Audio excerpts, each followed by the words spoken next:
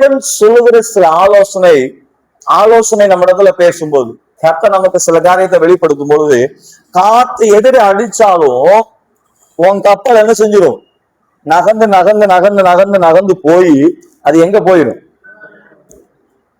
ஆனா நீ மற்ற புற ஜாதிகள் சொல்லுகிறதான ஆலோசனைக்கு உட்பட்டு, வேதம் அறியாதவன் சொல்லுகிற ஆலோசனைக்கு உட்பட்டு, வேதத்துக்கு அவனுக்கு சம்பந்தம் இல்லாதவன் சொல்லுகிற எக்ஸ்பீரியன்ஸ், மாலுமி கேப்டன் யாரா இருக்க முடியும்? The knowledgeable person in has an experience. ஒரு கப்பல் எஜமானன் அப்படின்னு சொல்லும்போது அவனுக்கு அனுபவம் நிறைந்தவனும் அறிவு நிறைந்தவனும் சொல்லுகிற ஆலோசனைக்கு உட்பட்டு இப்ப என்ன நடக்குது அப்படின்னா, பெனிக்ஸ்க்கு போய் கொண்டு போய் கப்பல் என்ன செஞ்சிருவோம்? போற்றோன்னு சொல்லி அங்க வரும்போது இங்க வசனம் சொல்லுது, காற்று எதிராய் இருந்ததுனால் எங்களால் என்ன செய்ய முடியவில்லை?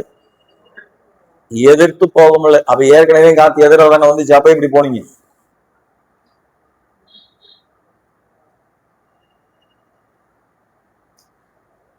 நான் என்ன சொல்றேன்னு புரியுதா உங்களுக்கு? நான் சொல்ற விஷயம் உங்களுக்கு புரியுதா? 7வது வசனத்திலே வளர்தான சொல்லுது, காற்று எங்களுக்கு தடை செய்தபடியால், எங்களுக்கு எதிர்த்து நின்றபடியினால் மெதுவாக தப்பி நாங்கள் எங்க வந்துட்டோம்? நான் சொல்றேன், நீ ஆண்டவர் சொல்லுகிற பிரகாரம் நீ செய்யும் பொழுது, உனக்கு எதிராய் காத்து வந்தாலும் நீ போற கப்பல் கரைக்கு போய் சேர்றதுக்கு கர்த்தர் உனக்கு என்ன செய்வார்? சேதாரம் இல்லாமல் அங்கு காரியத்தை கர்த்தர் செய்வார்.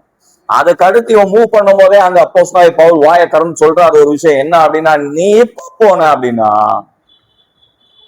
கப்பலுக்கு சேதம் உண்டாகும், சரக்குக்கு சேதம் உண்டாகும். நீங்க நல்லா கவனிச்சுக்கணும். நான் சொல்ற விஷயம் உங்களுக்கு புரியுதா புரியல? எத்தனை பேருக்கு புரிஞ்சு சொல்லுங்க. நல்ல ஒரு அலையில சொல்லுங்க.